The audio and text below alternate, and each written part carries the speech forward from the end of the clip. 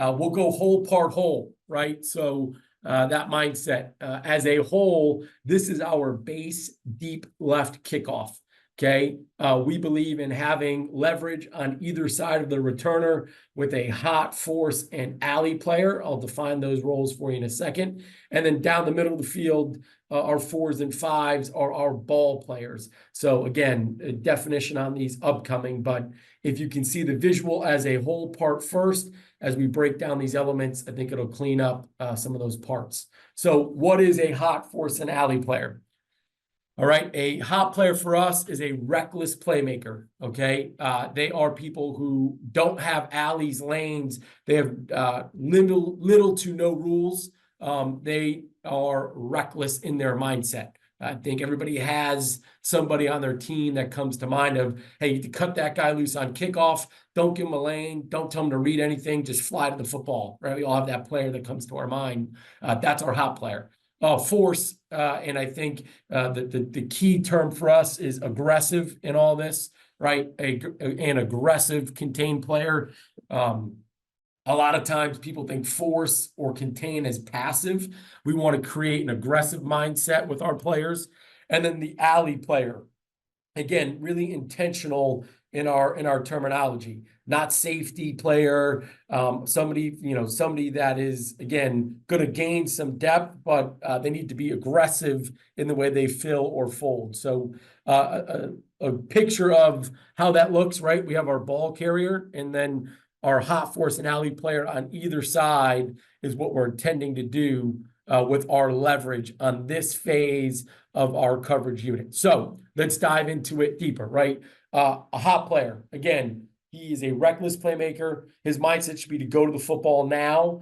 If he does get a blocker, he is going to spill that blocker out to his force player outside of him.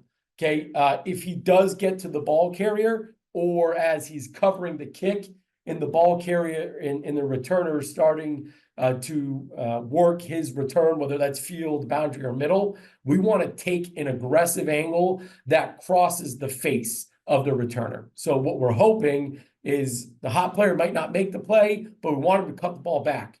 Okay, on any of these coverage units, punt or kickoff, the worst thing that can happen is the ball gets north and south. In my opinion, that's the fastest way to point A and point B is a straight line. We want to try to cross face the returner, make him go east and west, right? Cutting the ball back and then trusting the leverage guys around him to make those plays. So, just our first visual on it up top, this is our field hot player. In terms of defining roles, our field hot player is more of a skill guy. Speed is the emphasis for him. Again, you can see as he's covering the kick, he's spilling any blocks, so fitting inside, right, not forcing, and then taking an angle to cross face of the returner, right? Again, for the field hot player, that is a skill, running back, wide receiver, DB, okay? Another picture of that field hot player. Again, we'll discuss the way we align and make some adjustments, but spilling blocks, right, fitting inside, being reckless, and then trying to take an angle to cross face of the returner. Obviously, these two guys to start are both able to make the tackle from that perspective. Okay, the next visual here of what is a hot player for us now is into the boundary. And when we define our boundary hot player, it is more of a linebacker, tight end, safety body, bigger body. And here's the reason why. The field guys, if we kick the ball where we should to the deep left, it's a longer way to run, right? So we want our speed on the field side of our coverage team, right? Shorter distance for our guys who are aligned into the boundary. Traditionally, more often than not, we're going to see a boundary return. So our bigger bodies that align into the boundary are more developed to take on a kick out block for those guys. So speed to the field, bigger bodies into the boundary. All right. Going to look at the hot player here. Again, flying in the ball, first guy down the field, get in the double team here, be reckless, right? You can avoid all blocks, right? And then trying to take an angle that crosses face the returner. So fortunately here, Danny's able to force a takeaway for us on special teams just by playing reckless, playing full speed and being reckless.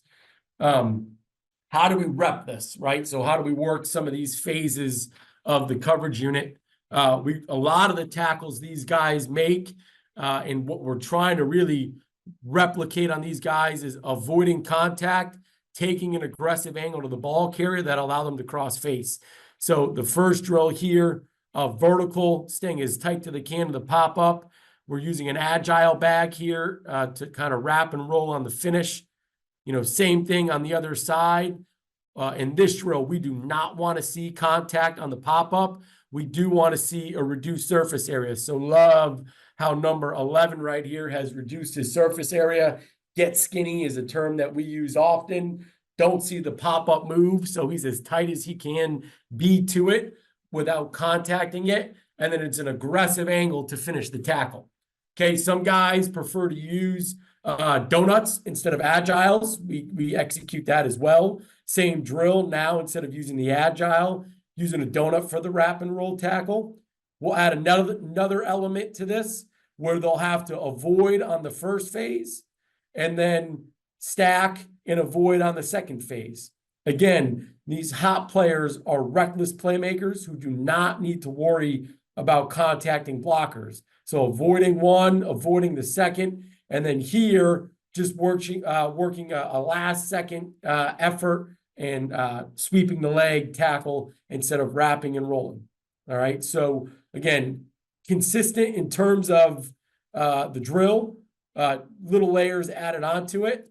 Don't like this here, right? Contacts the bag. We want to stay as tight to it as possible without contacting, and then just changing the finish up on them. Wrap and roll on the agile, back hip of the ball carry on the donut, and then a last ditch, swipe the leg type of tackle on the agile. So, that's really how we try to get our players to avoid blocks, take aggressive angles to ball carriers, and a lot of those tackles as a hot player are going to be bend and chase tackles from the backside. So try to get them in that position either on the agile or the donut. The second phase is our force players. Again, key thing here is aggressive contain. Okay, we don't want guys just saying, hey, I ran up the field, the ball's on my inside shoulder, I did my job. We want them to have the mindset of setting the edge, right? That to me is a physical way of saying force. If the return is to you, the big thing we want to do is make sure we send the ball back inside, keep the ball on your inside shoulder. You cannot spill blocks. You need to set the edge and force blocks. That's pretty self-explanatory. The bigger of the two and the one that we stress equally, if not more than the return being to you, is when the return is going away from you. Our force player, when the return is going away, needs to get to the heels of the returner. Okay, everybody's seen the Reggie Bush highlight as he's returning. Puts his foot in the ground, goes to cut it back to the opposite side of the field, and he sees green grass. So he takes it and he tests it, and that guy made it a lot of the time, right? What we want to help our force players do, or what we are trying to coach our force players to do, is if the return is going away, continue to squeeze the air laterally, but keep working for depth. Don't get nosy and start to fold, get all the way to the heels of the returner and squeeze. So we'll see some good examples of that. Our force players, if we do this well, we do not want to cover the entire width of the field.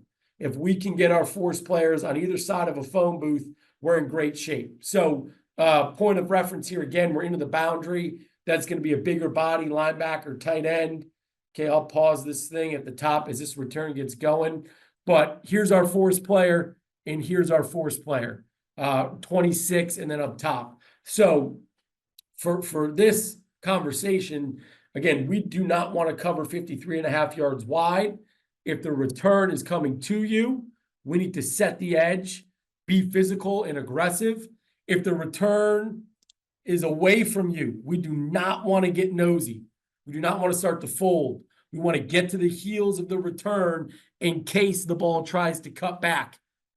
If we're doing our job right, we're probably only actually covering 5 to 10 yards of width within the field.